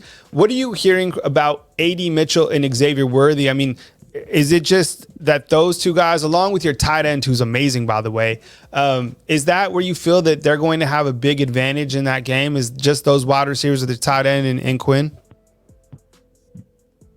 Yeah, we have 5 returning starters on the O-line, and we have DJ Campbell ended up taking one of the starters from last year's job. We felt like we pass protected really well against you guys. And, of course, you know, Anderson's in the NFL now. Y'all have Turner. And I feel like our tackles will do real good against y'all's D-line. Young's not there no more. He was as a D tackle. Well, I went back and watched the Texas A&M game yesterday. He was a monster. And A.D. Mitchell, from reports that everything that I've seen, is that he's looking better than Worthy has in fall camp so far. And then we have, you know, of course, the tight end Sanders. And we also have a guy named Nair who came from Wyoming. He tore his ACL last year, who most people on most sites think if he would have been healthy, we would have won 2 more games because we just didn't have the weapons that Ewers needed. We tried to turn Worthy into a deep ball guy when that's not his game. And then they felt like we didn't use Sanders the way we needed to because we didn't have the wide receivers outside. So I feel like we'll be able to take, you know, I guess we're going to try to pick on y'all's All-American freshman safety downs and see how he goes. But for everything I've heard, he looks like $1 million, and he's going to be probably first-team freshman All-American from everything that we're hearing on the Texas side. Yeah, no, that's Caleb Downs. Yeah, I really like the play of Sanders. That guy is such a baller. I watched a lot of his tape last year and this year. I mean, the guy is such a tremendous athlete. You know, yeah, I mean, look, there's no doubt about it that Texas comes in with a lot of momentum. On the defensive side, let me ask you this. You know, when you're going up against Alabama, what do you guys return on defense?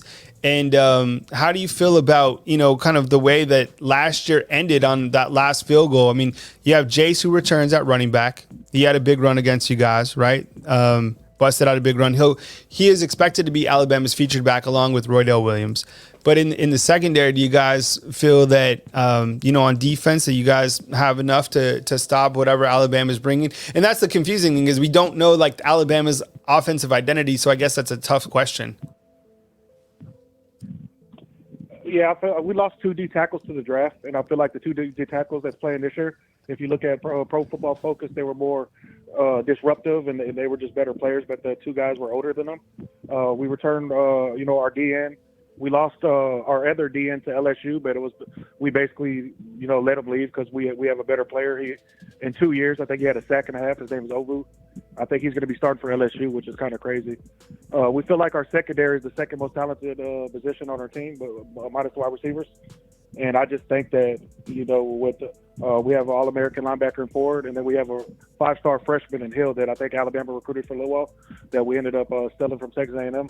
I just know I've been a Texas fan for a very long time, and this is the most hype, and I believe in it. I haven't believed in it the last 7 years, but this is the most hype that I've seen since 2009. And I feel like we really have a shot to beat y'all guys in Alabama. I know it might not sound right because we've been down for a while, but I really feel like we have a good shot at beating y'all guys, week 2. Thanks for the call. I appreciate it. Got another $100 super chat in here from Miss Reed, so let me take care of her real quick. I know this question has probably been answered, so don't spend too much time, but do you think this coming season will be the Alabama defense of the old? We can make up for a slower offense, ? Yeah, I think that's what people want to see is the Alabama defense of old. I mean, Kevin Steele comes in, 6, 7 years old, and one of the best sound bites when he was talking about the Alabama defense was Coach Saban, like the conversation was like 5 minutes. Coach Saban's like, you understand what's expected here? And Kevin Steele said, yes. And this is an opportunity, like when you get called up to coach for Coach Saban again, you take it. And he said the Bama defense hasn't gone anywhere. That's standard. He just said that college football has changed on the offensive side, which I totally get. So, yeah, look, there's no harm in having this excitement, Mike, for your team, because I don't necessarily think it is hype in any way. Like, I believe Texas is going to be better than last year. And I think they are favored to win the Big 12. And I think the way that their schedule sets up, let's say that they do beat Alabama, if they can avoid like a late season trap game against Iowa State, there's no doubt about it that Texas makes a run to make the playoffs. And they could very well see Alabama again. So, yeah, I'm excited about this matchup. Everyone's excited. I do have respect for Coach Sark, running the program. The offense has always been really good. I feel that he's the best offensive coordinator that Alabama had after Lane Kiffin, and he did such a great job here with the Crimson Tide. Anything else, Mike, while we have you on the line? Yeah, quick question. Is Turner a better player than Anderson, in your opinion? No, but he's not far off, man, honestly. So I was talking to someone who's very, very close to the program, and this was a couple years ago, and they were like, Dallas Turner will also be a top 10, if not a top 5 pick. And I was like, and I knew he was really good, but to hear that early, and that was from a couple years ago, look, William Anderson, I think is good. It's going to be tough to surpass William Anderson. I don't know if he has that athleticism that Anderson has, but he's not too far behind, which is crazy. And you don't throw away that lightly because he was just a number 3 pick in the NFL draft. And you see what William Anderson's doing now in the NFL. He's already crushing it. But Dallas Turner is 100% the truth. Kool-Aid, the truth. He'll get an opportunity to prove that, soon enough. But yeah, Dallas Turner is absolutely 100% the real deal. Do you feel like y'all's pass rushers are going to be better than last year? That's a good question. I don't know, man.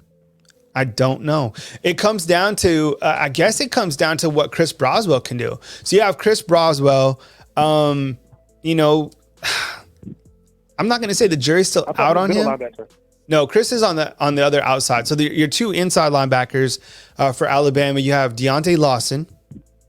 He'll be your signal caller. And then next to him is Tresman Marshall, who is a transfer in from Georgia. And then along kind of next to him, kind of like 1B is Jahad Campbell, but there's like no like depth chart out here. But yeah, those are your inside backers. Cool. Mike, thank you so much for calling in, man. call in again next time. We'll continue to talk Alabama, Texas, and be safe. Enjoy the rest of your night, man, and call in again. Appreciate you, brother. All right, man. Take it easy. All right, Mike calling in from Galveston. Jonathan with the super chat, man. I appreciate you, John. Man, thank you so much. Roll Tide roll. I think Alabama will be just fine in the Texas game. Home environment, night game. Bill and Pete are both gone, and the GOAT is on the sideline. That's just it, right? Yeah, thank you so much, Jonathan. I appreciate you, man. All right. Last two calls, and then we out. 337 and a 559. Hey, you're on the line with Kyle Henderson. Who I'm on the line with, and where you calling in from? This is David. I'm stuck next to Texas over here, too, from Louisiana. I'm in both of those. Whatever you want to call them anyway. David, thanks for calling in, man. He's right. We don't have everything that Texas has, you know.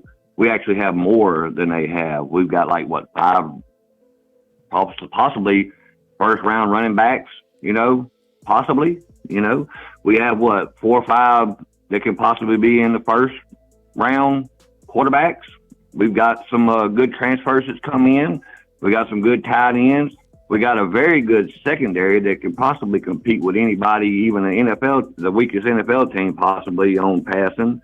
But, you know, earlier you was talking about the drop passes. I looked it up. Per Pro Football Focus, Alabama had 23 drop passes out of 438 attempts last year, which is not as good as what we're accustomed to, especially when we had Devontae Smith and, you know, all those other guys that played with us.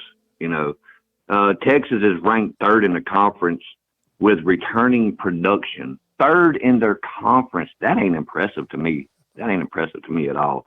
Don't get me wrong, Quinn Ewers is going to be a good quarterback no matter what. Even if he was a transfer to somewhere else, he's going to be a starting quarterback. He's good. He's got a strong arm. If he wouldn't have got hurt last year, I agree with you. The dude was throwing bombs all over us last year, and it could have been a bad situation. Things didn't work out for him, unfortunately, but he's returning this year. He's coming to Titletown, USA. And our record at Titletown, USA is 95 wins, 8 losses since 2007 under the coach, the greatest coach of all time. And don't forget that if you're listening, Georgia fans or whoever else is in on the queue down below, type in your little stuff, talk all you smack, but we know who the GOAT is. We know who the greatest team in college football is, and we'll go down as. But with that being said, I predict this game coming up Saturday, if I was the head coach, if Coach Saban allows them to play like they're talking about, let the defense run the way they want to, and hold themselves accountable, if he pulls the reins back, it's going to be a bloodbath. If I was the head coach, I would just say, go out, destroy them, make a statement, try to score 4 touchdowns per quarter if possible. I don't care. It'd be with extra points, it'd be 112. Possibly to maybe 3 or 0. I would run it up, make a statement. I know it is what it is, but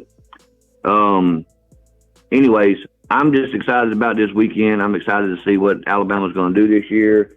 I honestly believe with the mindset, and if they can find their identity like everybody keeps saying, and they get into this beast mode, you know, it's kind of like taking a tiger and throwing it in a cage with another tiger, and they're both males.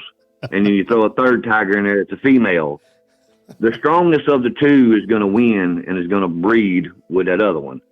You know what I'm saying? So that's the kind of mindset they got to have. They got to have that mindset of, I'm the top dog, or the top elephant, should I say, because there ain't nothing in the world that can whoop an elephant in the wild. Honestly, I ain't never seen a lion or tiger kill an elephant, but they just die of old age. But they're the king of the jungle, in my opinion. And that's the way Alabama needs to think. They need to think of, we are the king of college football. Put your foot down, put your cleats in the ground, and run over whoever and destroy whoever they compete against this year, and bring back the national championship and the SEC championship back to Titletown where it belongs and where it should have never left in the first place. But anyways, with that being said, I ramble on. I can talk all night long. I know it's getting late. God bless. God bless the United States of America. Y'all have a great night. All right. Good night. I appreciate you calling in, Dave. You know what? I was watching. He brought up about the elephant being the king, right? So the other night I was watching this animal show, and all these animals are down by the water, and there was the lions that were down there, and there was the elephants, and everybody was kind of just like knew their space. And then you know who rolled up and who ended up being like the main alpha was a hippo. I'm serious. The hippo came, and the elephant took off, and so did the lion. So I don't know. Elizabeth, my goodness. Thank you so much. I'm going to have to write you a poem or something like that. Like, this is just too good. Another 200 spot. Honestly, on the real, you just paid for my trip to South Florida, to Tampa. Honestly, you did. Like, I just booked my stuff today, so you just helped me get down there. I'm by myself. I'm not backed by any sort of big business. This is what I do for a living. So you literally just took care of me in terms of going to South Florida. So thank you so much. I sincerely appreciate it from the bottom of my heart. Thank you so much. Yeah, this might be the Elizabeth Reed studio. So someone said that in the comment box. So this is it. So you are certainly, I really appreciate it. Thank you so much. We got a 559. This will be our last caller of the night. Let's take it away. Hey, you're on the line with Kyle Henderson. Who I'm on the line with and where are you calling in from? What's up, Kyle? My name's Christopher. I'm from California. Hey, Chris. Thank you very much for calling in, man. We appreciate you calling in from the West Coast. What's on your mind, man? Well, do you want to talk about, how about we talk about the freshmen? Let's do it. All right, who are some freshmen besides like Caleb Downs? Because we know the hype around him is real, and we know he's gonna be a baller. So, who are some of your like maybe freshmen who are on the quiet side who could really make an impact? That's a really good question. So when I look to Alabama's the class of 2024 or the class of 2023, I'm sorry. There's a good list of guys that could definitely stand out and potentially make an impact. I think the guys that come to mind are probably Keon Keeley. He's an outside linebacker at the University of Alabama, has a ton of athleticism. I would be curious to see if he can play sooner than later. 6'5", 242 pounds, a consensus 5-star. Yanzi Pierre is probably not too far behind, to be honest, which is amazing that Alabama has 2 5-stars waiting in line to jump up there when Dallas exits the program. I hear that Jalen Hell has, kind of been there. He's a freshman wide receiver. How about this name? Quay Russo. He's out of Montgomery. I mean, honestly, really excited about him too. I don't think we've talked about that guy at all. I was watching some highlights of him even at fall camp. He looks really, really good. So that could be another guy. Of course, we've talked about Dylan Lonergan. How about this name? How about Tony Mitchell? Look, he obviously in the doghouse for obvious reasons, but still working hard, still right there. He's a guy, I don't know when we'll see him step on the field. I probably, assume that Coach Saban is still monitoring his behavior, but them kind of releasing a photo to us kind of tells me that he's on the right track and he's doing what he needs to do within the program. I would say Jaron Hamilton, I think he might be one of the fastest players on the team. Believe he's out of Florida. So those are some other guys that I think, maybe even like a Brayson Hubbard. So there's some freshmen that are certainly going to get on the field. But, you have 2 starters, absolutely. And, of course, Justice Haynes, who scored 3 touchdowns, which is crazy during the spring game. So, the freshmen are there.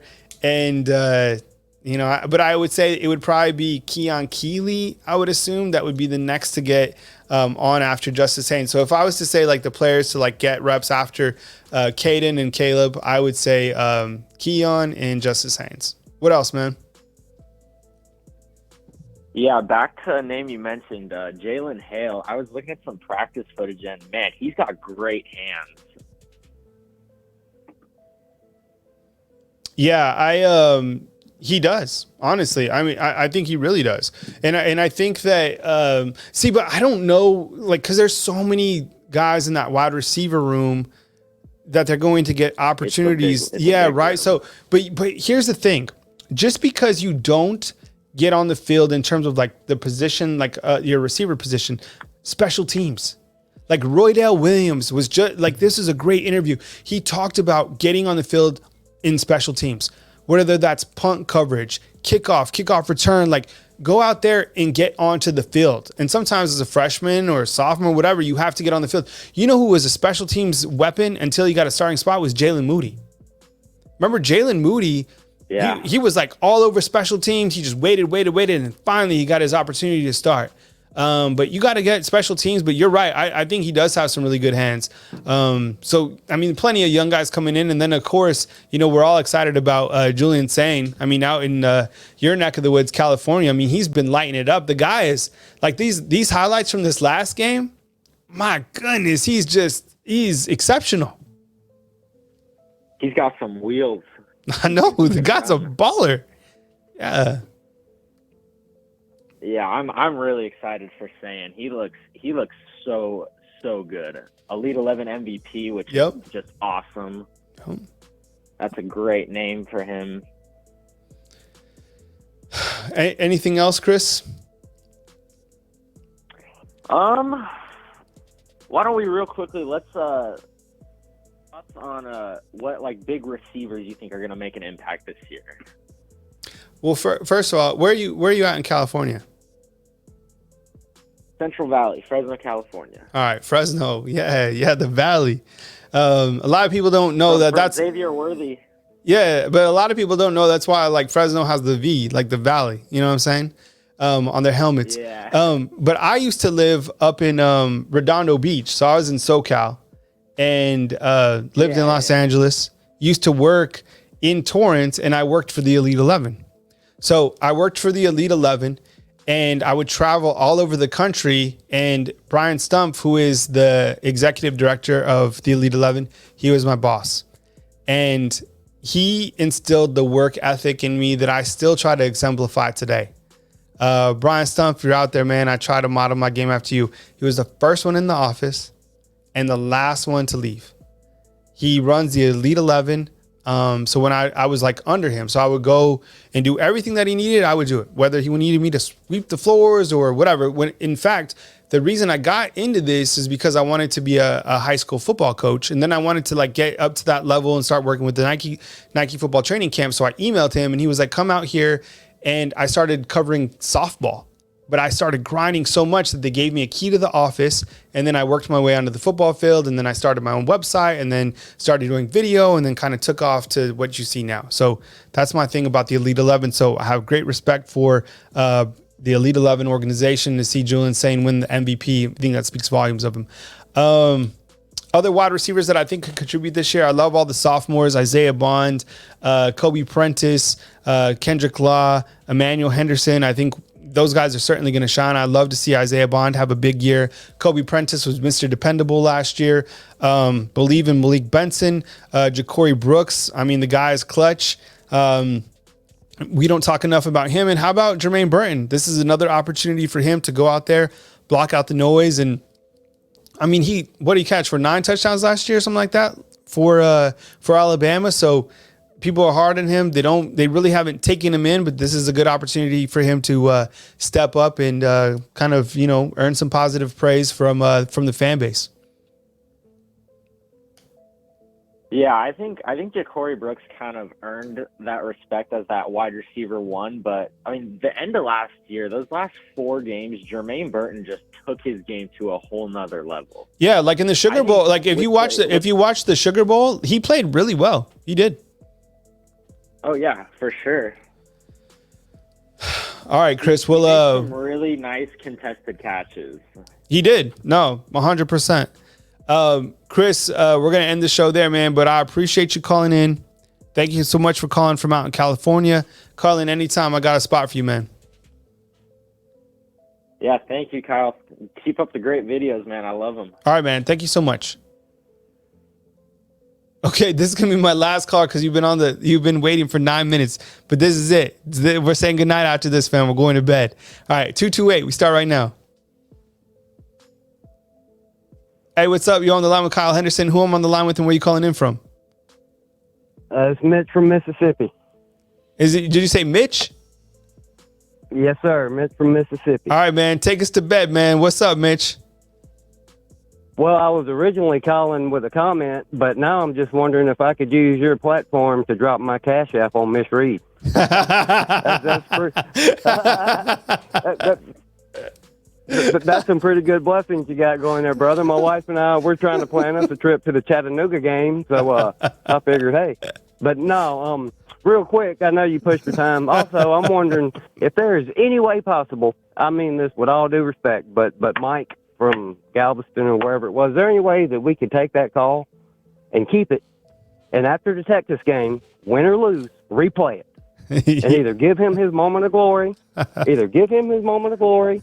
or let him hear how crazy that sounded. Because I think that man just called in and said that Texas has more talent than Alabama, and that they're going to beat us. And I mean, we got to play the game to see what happens. So, you know, we will see they are talented. But and if they beat us, you can replay my call. I'll eat it. But I just thought that was crazy. I've never heard anyone call in to Alabama show and say that. And that's why I said that made that Dear Alabama video, because look, like, we're in our little ecosystem and people are like, that's not what all people think, Kyle. Yeah, step out of Alabama, go in other markets. Nobody believes in Alabama like they used to. I promise you. Like, when I was at the SEC Media Day, it was shocking to see, like, Alabama was normalized. It was really weird. Like, they were like, oh, Alabama's like, they're coming in too. Like, no, this wasn't like, everything is usually Alabama. No, it wasn't. They were normalized. And I think in Florida, I think in Georgia, I think in Tennessee, I think in Louisiana, and I think in the Midwest, I think in the West Coast, everywhere else, I think they're starting to see Alabama as vulnerable. I 100% believe that. Yeah, and hence all the smiles you're seeing on Nick Saban's face. Yes, you know, that's great. I'm glad everyone's thinking that. And you know, real quick, I don't even want to say his name. Everybody knows he graduated. The big analyst, graduated from Tennessee, got the big ears, moved on to ESPN. I heard him today talking about Saban, how Saban's bullying the media. And that just kind of, I'm like, bullying the media because we're not releasing a depth chart and not giving them the information. I mean, what he's doing is protecting his players, is what he's doing. He's protecting his players from the media. Mm-hmm. And if to me, like, if you just do your job, that's what he's saying, do your job. Study everybody on the team. And then when whoever comes out there on the field, know who you're talking about and what you're saying about them. You know, don't rely on us just to give you, you know, everything, and just so you can be ready to build them up and then knock them down and kill them when they don't, you know, live up to all these big things they say about them. But I know you got to go, man. I'm glad you let me get through. I did want to make that misread comment there. I think that's awesome. But anyway, looking forward to the game. Roll Tide. Appreciate you letting me get through, and we'll talk to you next week. Okay, I appreciate it. Thank you so much. All right, that was a good call to end on. Really appreciate you guys joining me tonight. Okay, so you guys have said it, so I think you guys are right. Coming to you from the Elizabeth Reed studio in beautiful Tuscaloosa, Alabama, Kyle Henderson of Bama Football on YouTube. Hit the thumbs up, like, subscribe. I appreciate you guys calling in tonight. I appreciate you guys' support. Miss Reed, honestly, thank you so much. I've never, ever had any type of super chats like this. You hit me with 200, 100, 200. So thank you so much. And, of course, thanks to Jonathan, David, and Gerald in there as well. But you know, this is the Miss Reed studio, you know, for the rest of the season. So coming to you from beautiful Tuscaloosa, Alabama, Kyle Henderson, Bama Football on YouTube. Plenty of calls. We'll put the timestamps inside the comment box so you can go check it out. Stay tuned for more coverage leading up to Alabama's first game of the season, taking on Middle Tennessee this Saturday from beautiful Bryant-Denny Stadium. My name is Kyle Henderson. Have a good night. Enjoy yourselves. Be good people. And we'll catch up with you soon right here on Bama Football on YouTube.